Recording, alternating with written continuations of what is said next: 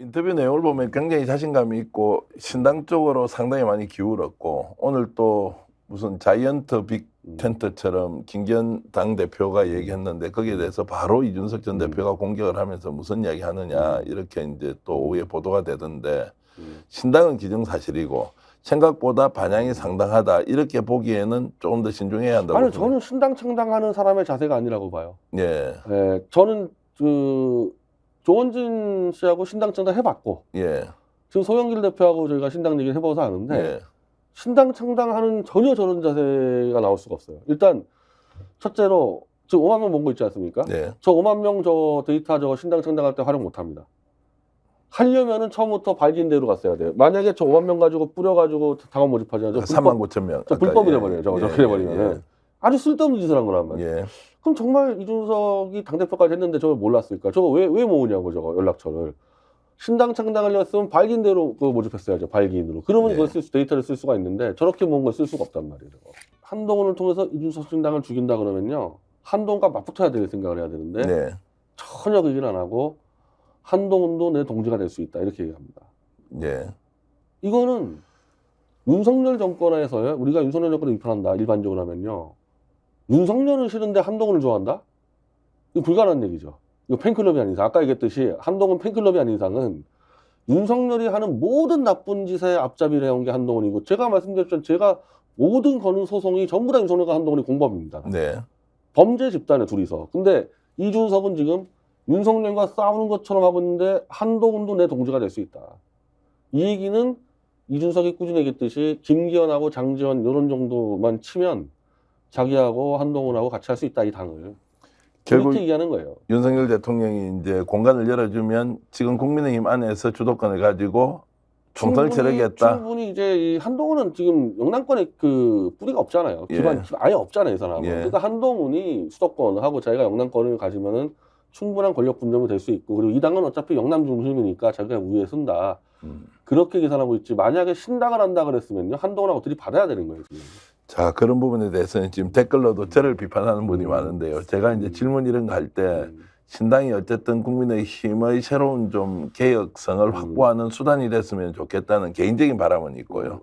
특정 정당에 대한 호불호의 문제가 아니고, 그래서 개혁을 주창하는 사람들이 당내에서 입지를 좀 더 가지고 뭔가 상식적이고 또 정상적인 국정 운영이 가능하도록 어쨌든 견제를 좀 해야 한다, 이런 생각 때문에 이준석 신당이 생각보다 잘 되기를 바라는 게 개인적인 의견인데, 이제 비판을 하시는 분들 보면 왜 정경환이라는 저는 왜 이준석 신당에 동의를 하는 거야, 이제 이렇게 비판을 해서 불편하기도 하지만, 어쨌든 이준석 지금 당대표가 주도하는 신당은 가기가 어렵다고 변 대표는 일관되게 지금 말씀드리는. 창당하는 자세가 아니라는 거죠. 그러니까요. 협상을 하려는 자세라는 거고, 협상이 저는 거의 끝났을 거라고 봐요. 오히려 12월 네. 27일까지 가면 이준석 주도의 국힘 재편이 일어날 수 있다. 최소한 이준석에게 다시 국힘당에 들어와서 일할 수 있을 정도의 공간은 내주고, 예.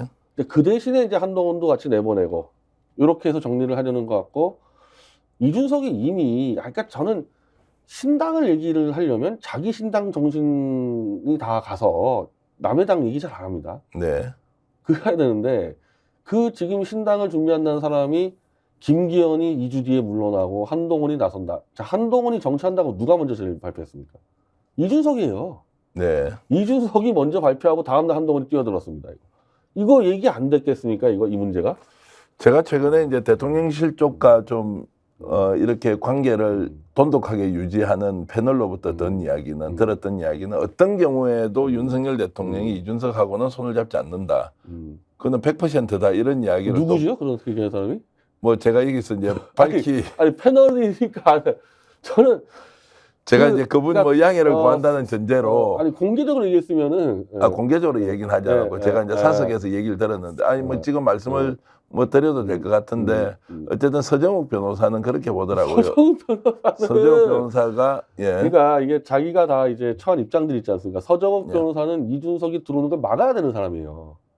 이른바 신흥 보수 세력인데, 서정욱 변호사나 우리 고성국 박사하고 송국권 이런 분들은 이준석을 내쫓는데 힘을 못했던 사람들이고, 거기에 이제 들어가면 이제 올드 보수인 신혜식 대표라든지 이봉규라든지 강신업까지 이준석이 다시 들어온다고 하면 이 사람들은 윤석열 정권에 배신을 당하는 셈이 되니까 예. 서정욱 변호사가 대통령실 물어보면 그쪽에서 이준석 들어온다는 말을 하겠습니까? 그 사람들한테. 예. 그러니까 저는 솔직히 제가 이제 원래 그쪽이랑 가까우니까 올드보스들하고 팽 당한 거다 당신들은 윤석열에게.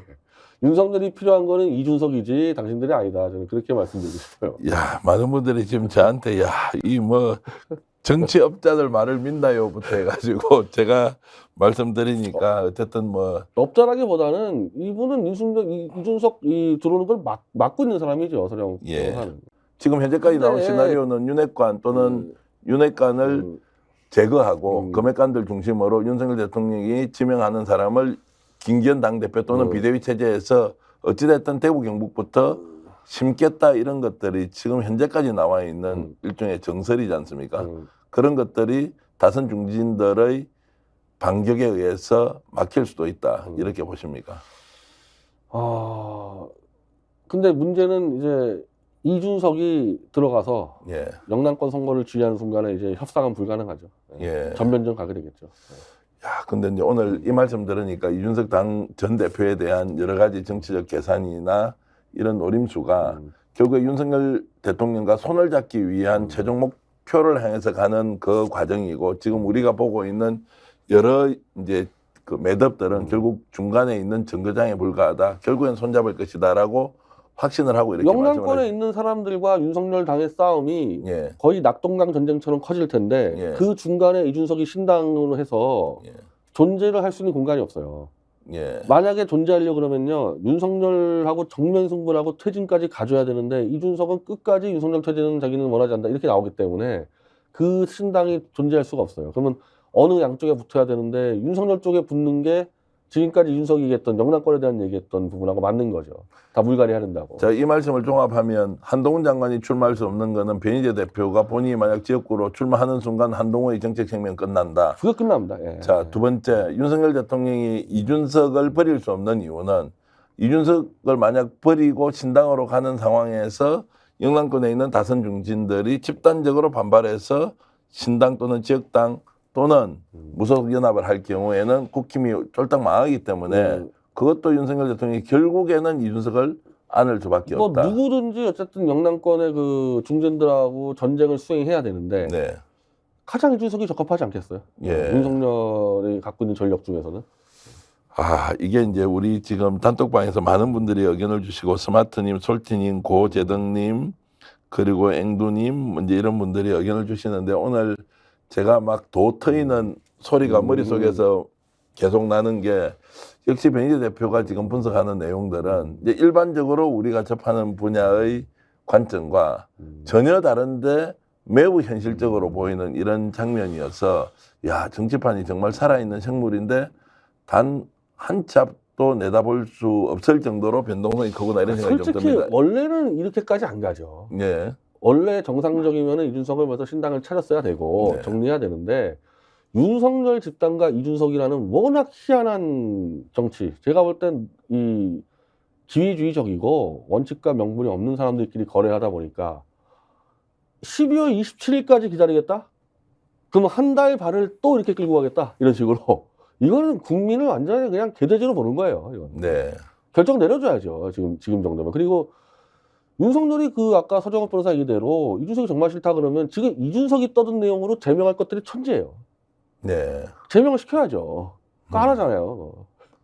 자, 그런 걸로 보면 결국 신당은 가지 못하고 국민의힘 안에서 이준석이 어쨌든 적정한 영남권에 일정한, 이제 이 지휘권을 갖고 예, 그 지금 그 박근혜 약점을 잡았다 해도 박근혜 언제든지 폭탄될 수 있거든요. 예, 언제 어떻게 될지 몰라요, 박근혜도. 예, 이것까지 감안한다면은 탄핵을 주도했던 이준석이 윤석열과 한편이 돼 있죠.